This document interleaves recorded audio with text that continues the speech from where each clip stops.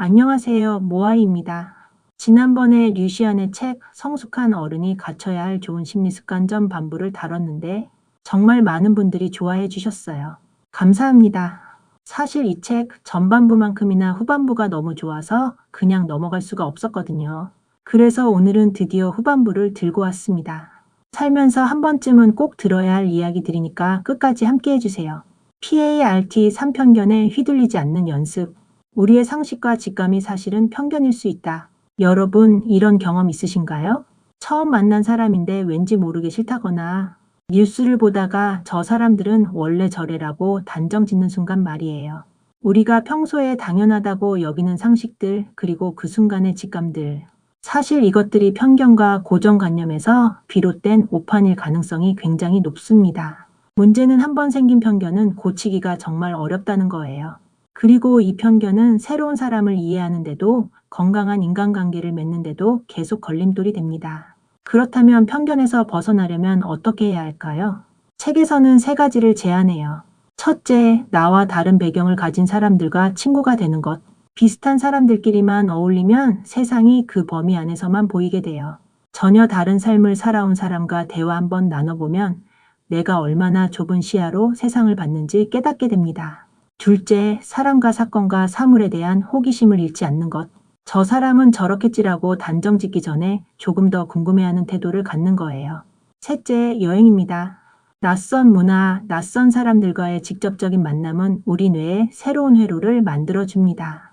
편견의 틀을 흔드는 가장 효과적인 방법 중 하나예요.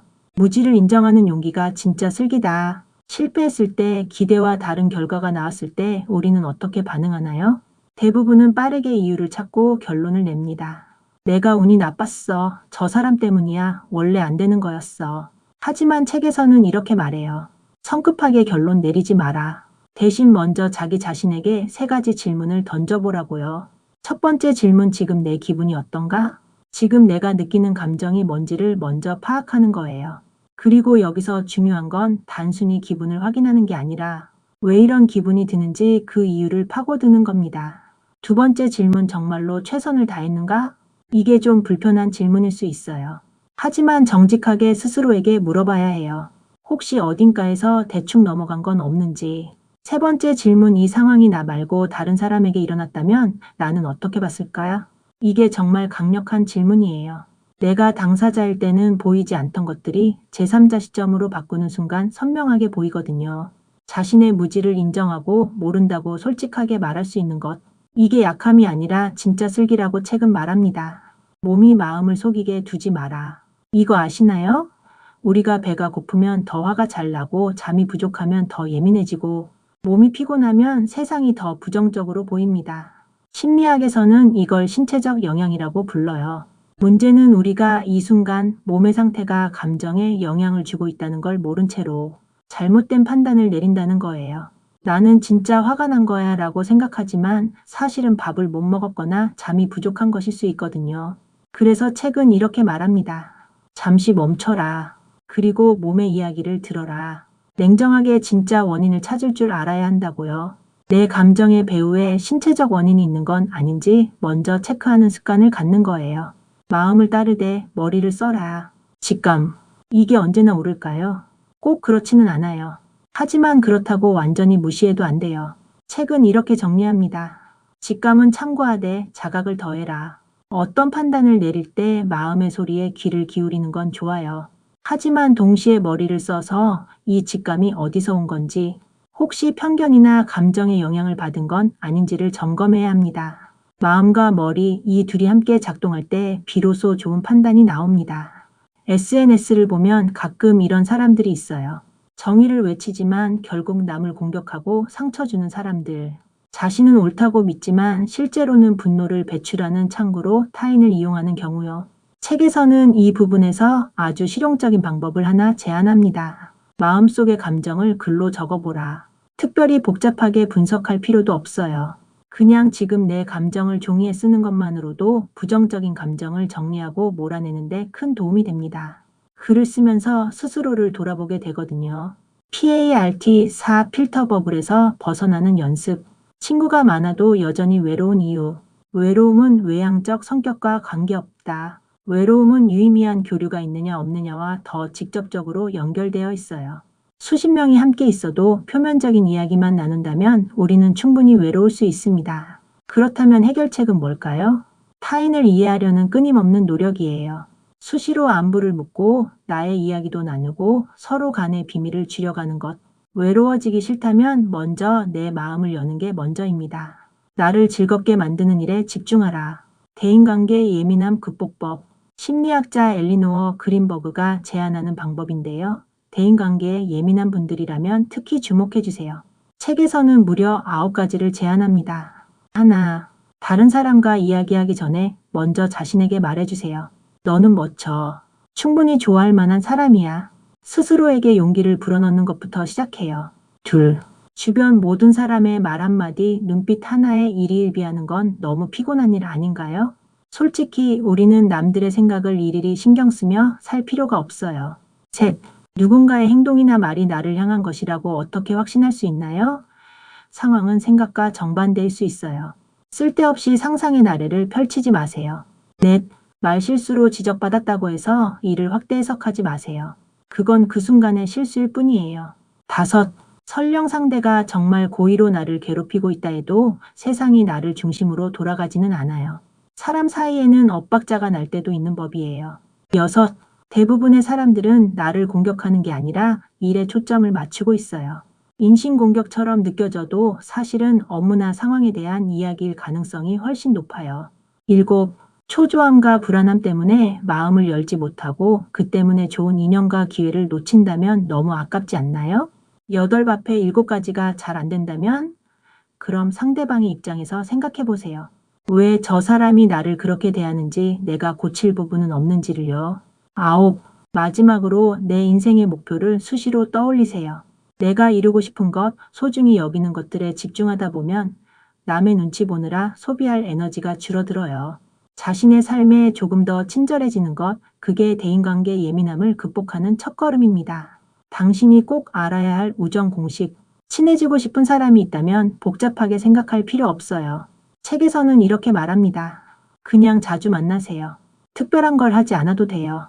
단순히 얼굴을 보는 횟수를 늘리는 것만으로도 호감이 생겨요. 심리학에서도 이걸 단순 노출 효과라고 하죠. 그리고 호의를 드러내기 가장 좋은 신호는 뭘까요? 바로 엷은 미소입니다.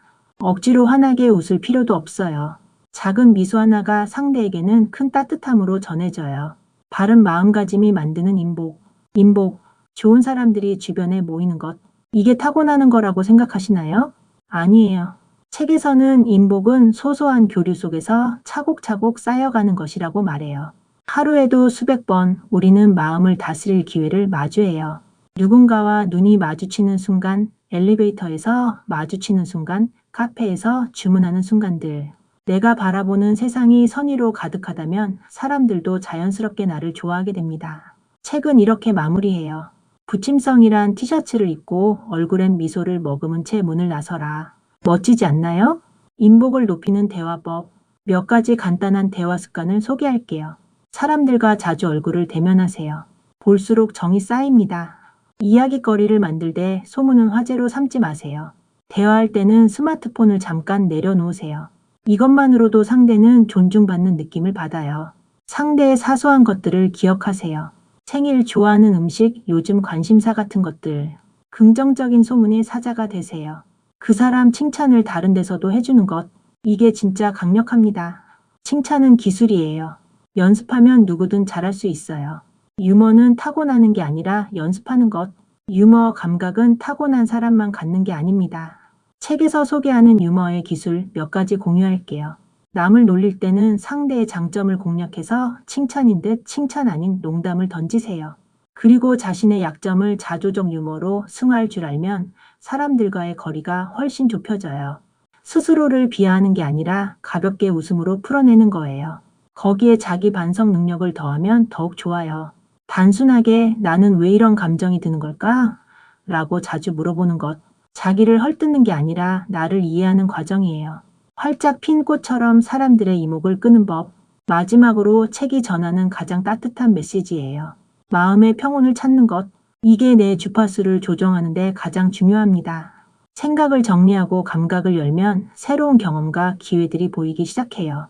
자신을 소중히 여기는 법을 배워 편안함과 자신감을 찾으면 주변 사람들도 자연스럽게 그걸 느끼고 당신에게 매료될 거예요. 그리고 마지막으로 책이 당부하는 한 가지가 있어요. 스스로 한계를 정하지 마세요. 난 원래 이런 사람이야 라고 단정 짓고 새로운 경험을 멀리하거나 선입견으로 사람을 재단하지 마세요. 안테나를 펼치고 열린 마음으로 세상을 맞이하는 것. 그게 진짜 성숙한 어른의 모습입니다. 대인관계를 두려워하는 당신에게 필요한 단 한 가지. 혹시 사람 만나는 게 너무 힘드신 분들 계신가요? 가벼운 대인 공포증이나 사람 앞에서의 초조함, 이건 많은 분들이 겪는 일이에요. 책에서는 이럴 때 CBT, 인지행동요법이 큰 도움이 된다고 소개해요. 복잡한 정신분석보다는 행동부터 바꿔보는 거예요. 먼저 심호흡을 연습하세요. 이성을 잃을 것 같은 느낌이 들 때 조용한 곳을 찾아 심호흡으로 마음을 진정시키는 거예요. 그리고 단계적으로 접근하세요. 대인관계를 갑자기 쉽게 만들려고 하면 오히려 더 힘들어요. 난이도를 낮추고 아주 작은 것부터 시작해서 뇌가 그 경험에 익숙해지도록 해주는 거예요. 마지막으로 이성적으로 스스로에게 용기를 주세요. 감정이 아닌 이성의 목소리로 나에게 괜찮아, 해볼 수 있어 라고 말해주는 것. 그게 변화의 시작입니다. 오늘은 류시안의 성숙한 어른이 갖춰야 할 좋은 심리습관 후반부를 함께 살펴봤어요. 편견에서 벗어나는 연습, 그리고 진짜 연결을 만들어가는 연습. 어렵지 않아요. 오늘 소개한 것들 중 딱 하나만 골라서 내일 한번 시도해보세요. 자신을 소중히 여기고 작게 미소 짓고 먼저 마음을 여는 것. 이 영상이 도움이 되셨다면 구독과 좋아요 한 번만 눌러주세요.